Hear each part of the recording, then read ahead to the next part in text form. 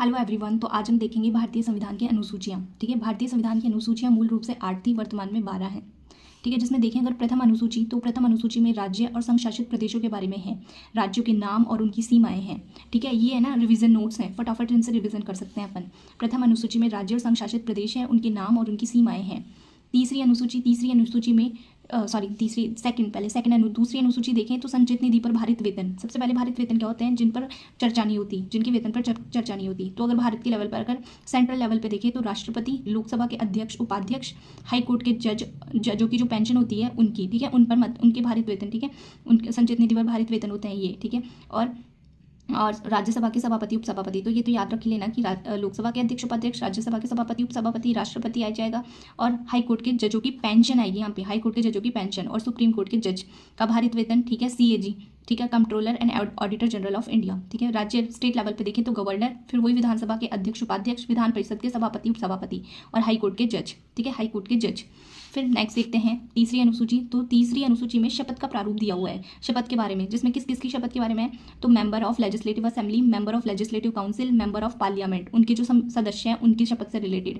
फिर केंद्र और राज्य के जो भी मंत्री हैं उनसे रिलेटेड। हाई कोर्ट और सुप्रीम कोर्ट के जज हैं उनकी शपथ के बारे में है, और वही सीएजी की शपथ के बारे में है। चौथी अनुसूची देखें तो चौथी अनुसूची में राज्य और केंद्र शासित प्रदेशों की राज्यसभा की सीटें, ठीक है, राज्य और केंद्र शासित प्रदेशों की राज्यसभा सीटें कितनी होगी, ठीक है, उनके बारे में चौथी अनुसूची में।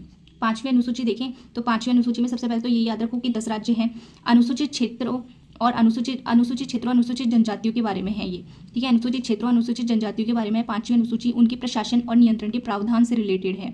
पांचवी अनुसूची अनुसूचित क्षेत्रों, अनुसूचित जनजातियों का प्रशासन और नियंत्रण के प्रावधान से रिलेटेड है। कौन कौन से राज्य हैं? हिमाचल प्रदेश, झारखंड, छत्तीसगढ़, उड़ीसा, आंध्र प्रदेश, तेलंगाना, महाराष्ट्र, गुजरात, मध्य प्रदेश और राजस्थान। फिर नेक्स्ट देखते हैं पांचवी हो गई छठी अनुसूची। इसमें 4 राज्य आते हैं, असम, मेघालय, त्रिपुरा, मिजोरम। ATMM से याद रख लेना, असम, मेघालय, त्रिपुरा, फिर मिजोरम। ठीक है, ATMM। इसमें जनजातीय क्षेत्रों के प्रशासन के नियंत्रण से रिलेटेड है ये।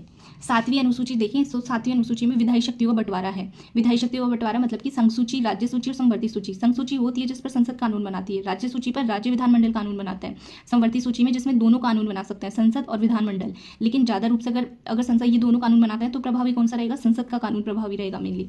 ठीक है, संघ सूची में वर्तमान शुरुआत में कितने विषय थे? 97, वर्तमान में 98 या 100 है। ठीक है, राज्य सूची में 66, ये कोई भी ऑप्शन आ जाता है तो ध्यान रखना, 59 या 61। संवर्ती सूची में शुरुआत में 47 थे, वर्तमान में 52 है। ठीक है, 52 है।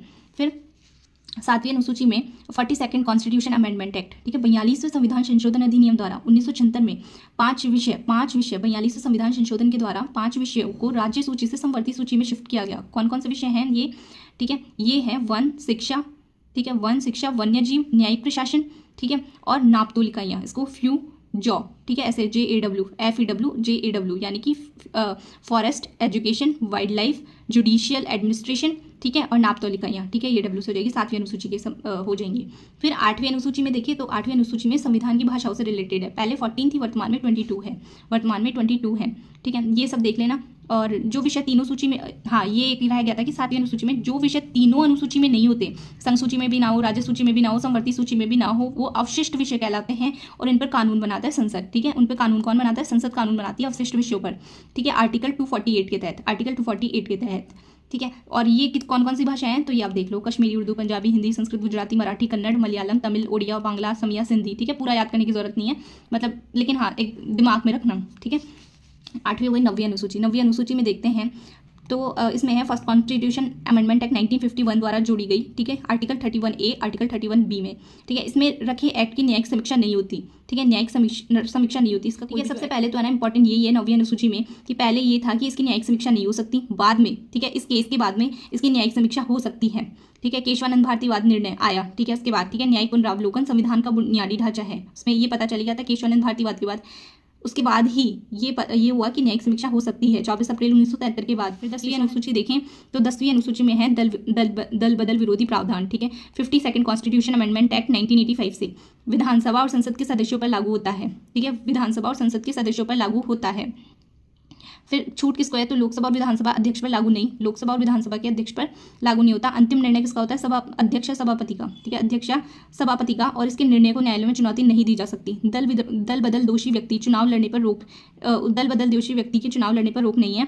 समय सीमा नहीं है, निर्णय, दल बदल में जो समय सीमा होती है, ठीक है, उसके निर्णय पर मतलब कितने समय में ये निर्णय लिया जाएगा दल बदल वाले मुद्दे पर, ठीक है, उसकी कोई समय सीमा नहीं है, ठीक है, इसकी कोई समय सीमा नहीं है। तो इंपॉर्टेंट ये याद रखना एग्जाम में जो पूछा जाता है कि प्रावधान कौन से संविधान संशोधन से है, 52वें संविधान संशोधन अधिनियम 1985 से विधानसभा और संसद के सदस्यों पर लागू होती है, ठीक है। 52 अनुसूची, तो ये पंचायती राज की शक्तियों और उत्तरदायित्व से रिलेटेड है। 73वें संविधान संशोधन अधिनियम 1992 द्वारा 29 विषय, राजस्थान में पंचायतों को 22 विषय दिए गए हैं, ठीक है। 29 विषय, अगर राजस्थान स्पेशली अगर राजस्थान का देखें तो पंचायतों को 22 विषय दिए गए हैं, लेकिन 11वीं अनुसूची में टोटल है 29 विषय, ठीक है।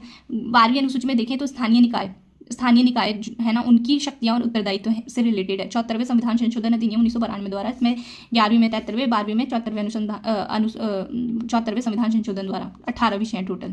Thank you everyone. अगर आप लोगों को ये पसंद आया तो प्लीज़ चैनल को लाइक, शेयर और सब्सक्राइब करें। मैंने जल्दी ये पढ़ाया इसलिए क्योंकि ये रिवीजन क्लास है, और दूसरी बात ये कि मेरे पास बहुत बड़ी स्क्रीन वगैरह नहीं है, लेकिन 100% दे रही हूँ कि समझ में आए। Thank you.